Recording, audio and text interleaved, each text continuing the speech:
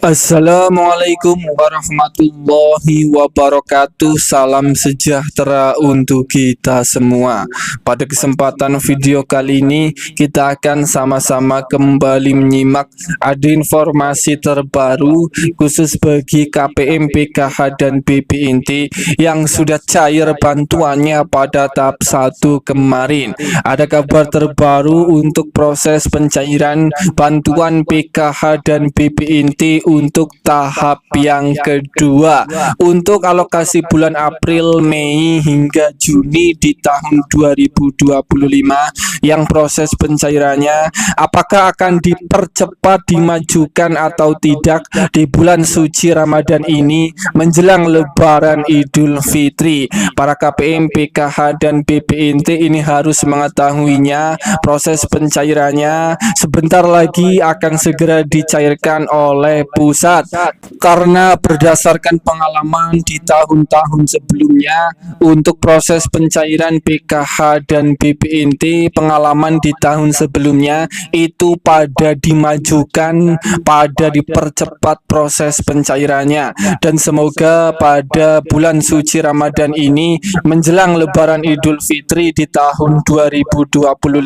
semoga juga seperti pengalaman yang sudah-sudah, semoga uang bantuan bisa dipercepat, bisa dimajukan agar uang bantuan bisa bermanfaat menjelang Lebaran Idul Fitri ini. Para KPM, PKH dan BPNT ini harus tahu kategori KPM yang masih dijamin cair pada pencairan PKH dan BPNT tahap kedua. Apakah Anda termasuk KPM yang dijamin masih bisa cair ini atau tidak?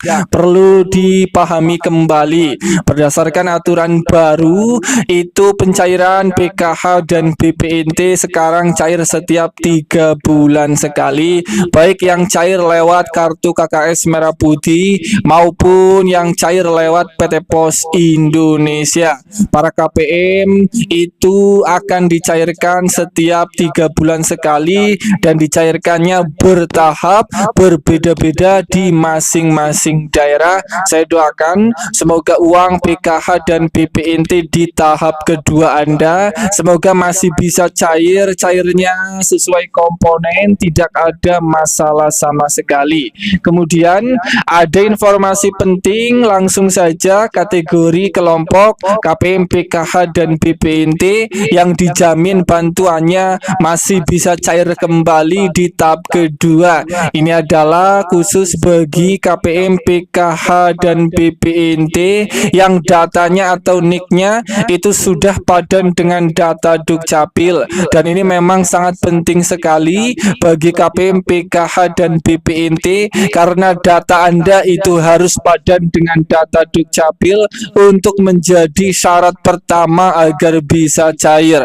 dimana jika data KPM, PKH dan BPNT itu belum padan datanya dengan data Dukcapil, itu tentu Kementerian Sosial Republik Indonesia tidak bisa meng-SK-kan namanya ke dalam calon penerima PKH dan BPNT yang akan cair di tahap kedua. Kemudian kelompok yang kedua KPM yang dijamin masih cair di tahap kedua ini adalah bagi KPM, PKH yang masih mempunyai komponen di dalam keluarganya seperti masih mempunyai komponen anak sekolah, ibu hamil, balita atau komponen disabilitas berat maupun kategori komponen lansia. Kemudian kelompok yang ketiga KPM yang dijamin bantuannya cair lagi di tahap kedua. Ini adalah bagi KPM, PKH dan BPNT yang datanya sudah valid, rekening KPM tidak bermasalah, baik tidak bermasalah anomali rekening atau anomali di data DTSE. Kemudian KPM, PKH dan BPNT yang merasa datanya tidak bermasalah di tahap 1 kemarin lancar cair, itu tidak kemungkinan juga pada tahap kedua uang bantuan PKH dan BPNT Anda juga dijamin masih cair juga jika Anda dinyatakan masih layak sebagai penerima bantuan sosial. Kemudian kategori kelompok yang keempat yang dijamin cair di tahap kedua di tahun 2025 ini adalah adalah KPM, PKH, dan BPNT yang telah lolos verifikasi kelayakan penerima bantuan sosial yang dilakukan setiap bulannya oleh pusat. Bagi KPM yang masih dinyatakan lolos atau masih dinyatakan masih layak sebagai penerima bantuan, ini Anda sudah berada di titik sangat aman. Bantuan PKH dan BPNT untuk tahap kedua itu benar-benar akan dijamin masih bisa cair kembali.